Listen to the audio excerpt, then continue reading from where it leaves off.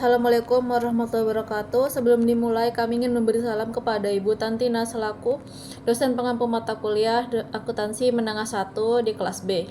Di sini kami akan membahas tugas week 10, acquisition and deposition of property, plant and equipment.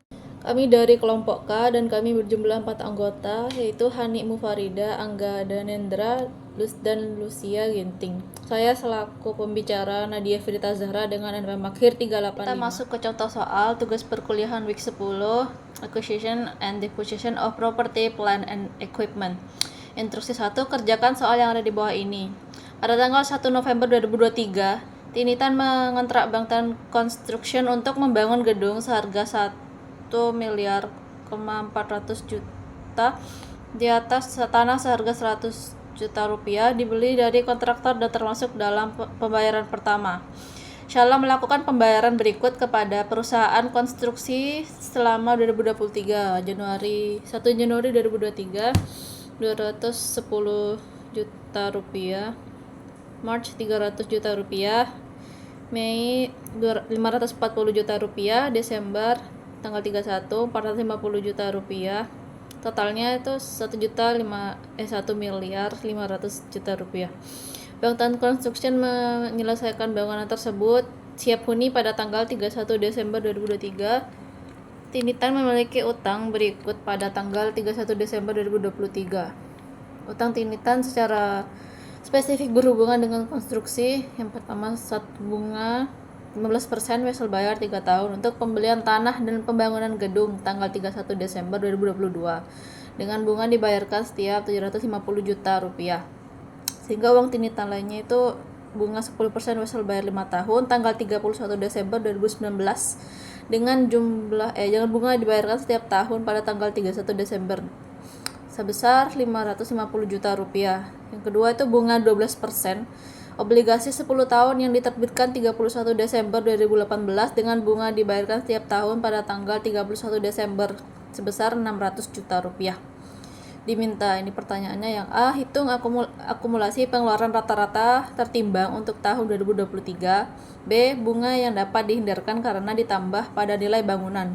Yang C itu total bunga yang dikeluarkan sesungguhnya. Oke, di sini saya akan menjawab yang poin A, yaitu akumulasi pengeluaran rata-rata tertimbang di tahun 2023. Yang pertama ini tabel pengeluarannya lengkap, ada tanggal, jumlah pengeluaran, lama ditahan per bulannya, terus pengeluaran dikali lama ditahan. Tanggal 1 Januari itu jumlah pengeluarannya 210 juta rupiah, lama ditahan 12 bulan, jadi dikali sama dengan 2.520 juta rupiah. Tanggal 1 Maret 2023 jumlah pengeluaran 300 juta rupiah, lama ditahan 10 bulan, jadi totalnya itu 3 miliar. Tanggal 1 Mei 2023 itu 540 juta, lama ditahannya 8 bulan. Jumlah pengeluaran dikali lama ditahan yaitu 4.320 juta rupiah. Tanggal 31 Desember 2023 jumlah pengeluarannya 450 juta rupiah, lama ditahannya 0. Jadi dikali sama dengan 0 atau tidak tertulis. Total dari semuanya tuh jumlah pengeluarannya 1.500.000 rupiah. Lalu total pengeluaran dikali lama ditahan itu 840 juta rupiah. Lalu kita menghitung pengeluaran rata-rata tertimbangnya, yaitu rumusnya total pengeluaran tertimbang dikali dibagi 12 bulan. Jadi 9.840 juta dibagi 12, jadi 820 juta. Kemudian kita menghitung bunga yang dapat dikapitalisasi, yaitu bunga atas wesel bayar 3 tahun terkait konstruksinya. Jadi bunga sama dengan 750 juta dikali 15%. Jadi totalnya 112.500.000 rupiah. 112 juta 500.000 rupiah. Kelebihan pengeluarannya tuh yang pengeluaran rata-rata tertimbang tadi dikurangi bunganya. Jadi 820 juta dikurangi 750 juta sama dengan 70 juta. Nah, di sini lanjut kita ke total bunga pinjaman lainnya. Ini jadi 75 juta ditambah 12% dikali nilai obligasi. Mengapa ada nilai obligasi? Karena nilai obligasi itu tidak diberikan, jadi kita tidak dapat menghitung bunga pinjaman lainnya, jadi diasumsi tidak ada pinjaman lain yang digunakan. Jadi total dari tadi itu 112,500.000 rupiah. Yang terakhir kita juga menghitung total biaya gedung. Jadi total pengeluaran ditambah bunga yang dikapitalisasi tadi jadi 1.500.000 rupiah ditambah 112.500.000 rupiah. Jadi totalnya 1.612.500.000 rupiah. Sehingga akumulasi pengeluaran rata-rata tertimbang untuk tahun 2023 adalah 820 juta rupiah. Saya Lucia Bruginting dengan NPM akhir 139. Nah, di sini saya akan lanjut menjawab soal bagian B untuk mencari bunga yang dapat dihindari. Bunga yang dapat dihindari yang dimaksud di sini adalah besaran bunga yang seharusnya tidak perlu dibayarkan oleh perusahaan tinitan ini jika saja dalam pembangunan propertinya dia tidak melakukan peminjaman. Nah, langkah untuk mencari hutang bunga yang dapat dihindari ini, pertama itu kita menentukan suku bunga rata-rata tertimbangnya dahulu dengan cara mengidentifikasi dari wesel bayar yang dimiliki dan juga obligasi yang dimiliki, yaitu keduanya itu merupakan hutang lain-lain yang dimiliki oleh tinitan ini. Nah, hutang lain-lain pertamanya itu yaitu wesel bayar 5 tahunnya dengan tingkat suku bunga 10% dengan prinsipalnya itu 550 juta. Nah, itu langsung kita kalikan 550 juta dengan 10% memperoleh hasil 55 juta. Lalu hutang lain-lain yang kedua yang dimiliki itu obligasi 10 tahunnya yang memiliki tingkat suku bunga 12% dengan prinsipal sebesar 600 juta. Langsung saja kita kali dengan tingkat suku bunganya memperoleh hasil 72 juta. Lalu interestnya ini atau bunganya ini kita jumlah memperoleh hasil 127 juta. Lalu prinsipalnya juga kita jumlah memperoleh hasil 1.150 juta. Lalu untuk mencari tingkat prinsipal kita bagi dulu total interest dengan total prinsipal, yaitu 127 juta dibagi dengan 1.150 juta. Nah, memperoleh hasil 0,11043473. Nah, kalau kita persentase hasilnya itu sama dengan 11,04%. Selanjutnya kita sudah bisa menghitung bunga yang dapat dihindari. Nah, dengan cara mengidentifikasi pengeluaran rata-rata tertimbangnya dan juga suku bunga dari pengeluaran tersebut. Lalu pengeluaran rata-rata tertimbangnya sudah diketahui dari penjelasan teman saya sebelumnya, yaitu sebesar 850 juta. Nah, 850 juta ini dibagi lagi sumbernya ada dua. Nah, karena utang konstruksi yang dimiliki perusahaan tinitan ini hanya sebesar 750 juta, maka sisanya itu berarti berasal dari hutang lain-lain yang dia miliki. Nah, dengan demikian 750 jutanya itu yang merupakan hutang konstruksinya itu kita kali dengan tingkat suku bunganya yaitu sebesar 15%, maka memperoleh hasil 112.500.000. Lalu yang diambil dari bunga lain-lainnya itu sebesar 70 juta. Kita kali dengan 11,04% yang merupakan tingkat prinsipalnya yang sudah kita cari sebelumnya.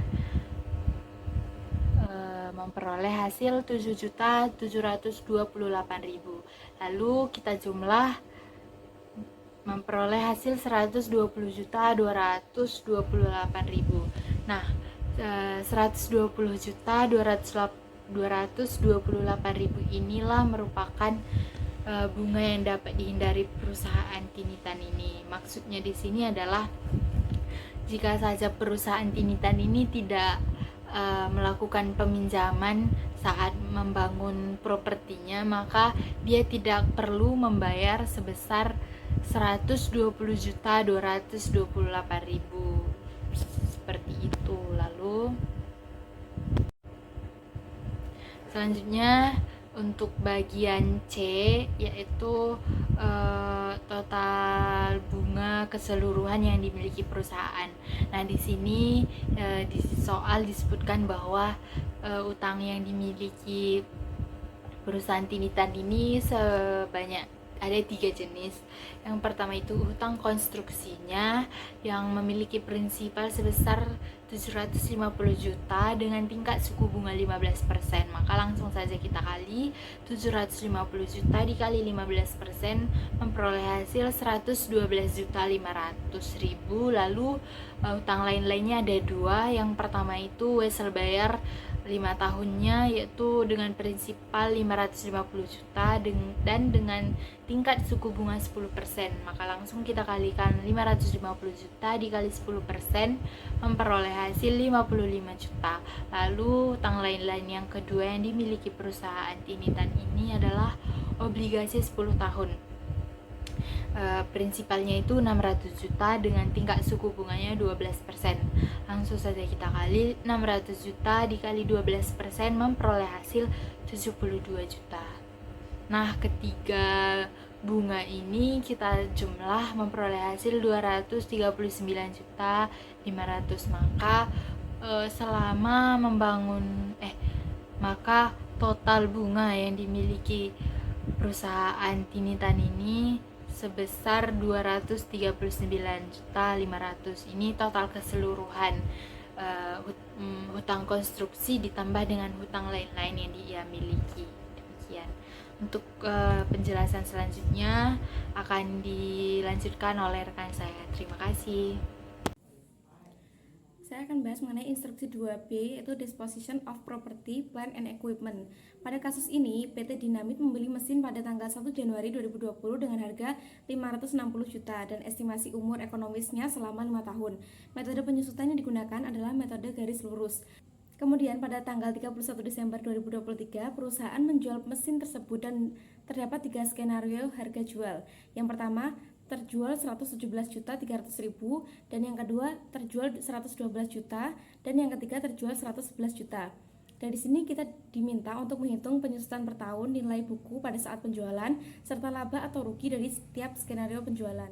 Nah, ada beberapa langkah untuk menjawab soal tersebut. Yang pertama, kita hitung penyusutan per tahunnya. Karena menggunakan metode garis lurus, maka 560 juta tadi dibagi menjadi 5 tahun menjadi 112 juta per tahun. Dengan penyusutan ini kita bisa menghitung akumulasi penyusutan hingga akhir 2023 sebesar 448 juta. Maka nilai buku pada saat penjualan adalah 560 juta dikurangi 448 juta sama dengan 112 juta.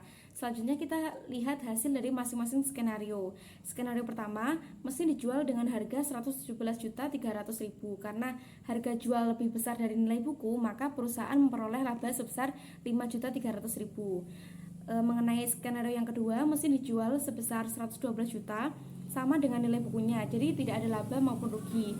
Saat ini dalam skenario ini perusahaan mengalami impas, jadi tidak laba tidak rugi. Yang skenario ketiga, mesin dijual dengan harga 111 juta karena lebih rendah dari nilai buku, maka perusahaan mengalami rugi sebesar 1 juta. Assalamualaikum warahmatullahi wabarakatuh. Perkenalkan, nama saya Angga Danendra Yusuf dengan NPM 24013010053. Selanjutnya, saya akan mengerjakan instruksi 2 poin A, yaitu membuat soal dan menjelaskan tentang acquisition of property, plant and equipment. PT Jaya Transport adalah perusahaan yang bergerak di bidang jasa transportasi antar kota. Pada tanggal 1 Maret 2025, perusahaan membeli 1 unit bus pariwisata seharga 1.200.000.000 juta. Pembayaran dilakukan sebesar 40% secara tunai dan sisanya dicicil selama 12 bulan tanpa bunga. Selain harga pembelian, perusahaan juga mengeluarkan biaya berikut untuk keperluan legalitas dan pengoperasian bis. Yang pertama, biaya pengiriman bis dari pabrik ke garasi sebesar 20 juta rupiah. Biaya penerbitan STNK sebesar 3 juta rupiah. Biaya penerbitan BPKB sebesar 1.500.000 rupiah. Lalu, biaya plat nomor kendaraan sebesar 500.000 dan biaya asuransi kendaraan selama 1 tahun sebesar 12 juta rupiah. Pertanyaannya adalah 1. Hitung total harga perolehan bus yang dicatat sebagai aset tetap. Yang kedua, buat jurnal untuk mencatat perolehan bis pada tanggal 1 Maret 2025. Yang ketiga, buat jurnal untuk mencatat pembayaran cicilan tiap bulan selama 1 tahun. Selanjutnya, saya akan mengerjakan soal yang pertama terlebih dahulu, yaitu hitung total harga perolehan bis yang dicatat sebagai aset tetap. Maka, kita harus menghitung total harga perolehan bis dengan cara harga beli bis sebesar 1.200.000.000 ditambah biaya pengiriman sebesar 20 juta rupiah ditambah biaya STNK sebesar 3 juta rupiah ditambah dengan biaya BPKB sebesar 1.500.000 rupiah dan ditambah dengan biaya plat nomor sebesar 500.000 rupiah. Maka total harga perolehan adalah sebesar 1.225.000.000 rupiah. Selanjutnya, soal nomor 2. Buat jurnal untuk mencatat perolehan bis pada tanggal 1 Maret 2025. Diketahui bahwa pembayaran dibayarkan secara tunai sebesar 40% dan sisanya akan dicicil selama 12 bulan. Lalu, untuk menghitung pembayaran secara tunai bisa dilakukan dengan cara total harga perolehan bis yaitu sebesar 1.225.000.000 rupiah dikalikan dengan 40% yang menghasilkan nominal sebesar 490 juta rupiah. Maka, sisa nominal yang akan dicicil adalah sebesar 735 juta rupiah. Selain itu, ada asuransi dibayar di muka sebesar 12 juta rupiah yang dibayar bersamaan dengan pelunasan uang muka. Maka jurnalnya adalah kendaraan atau bis sebesar 1.225.000.000 rupiah pada posisi debit. Lalu, asuransi dibayar di muka sebesar 12 juta rupiah pada posisi debit. Lalu, ada kas sebesar 502 juta rupiah pada posisi kredit. Total kas didapatkan dari pelunasan uang muka sebesar 490 juta rupiah ditambah dengan asuransi dibayar di muka sebesar 12 juta rupiah. Lalu selanjutnya ada utang usaha sebesar 735 juta rupiah pada posisi kredit. Selanjutnya, soal nomor 3. Buat jurnal untuk mencatat pembayaran cicilan tiap bulan selama 1 tahun atau 12 bulan. Diketahui, total cicilannya adalah sebesar 735 juta rupiah. Maka, kita akan mencari nominal cicilan per bulannya selama 12 bulan. Maka caranya adalah total cicilan sebesar 735 juta rupiah dibagi dengan 12 bulan. Maka, cicilan setiap bulannya adalah sebesar 61.250.000 rupiah. Selanjutnya, saya akan membuat contoh pembayaran cicilan pada bulan April 2025. Utang usaha sebesar 61.250.000 rupiah pada posisi debit dan kas sebesar 61.250.000 rupiah di posisi kredit. Pembayaran cicilan ini dilakukan secara bulanan mulai April 2025 hingga Maret 2026 dengan jumlah tetap setiap bulannya.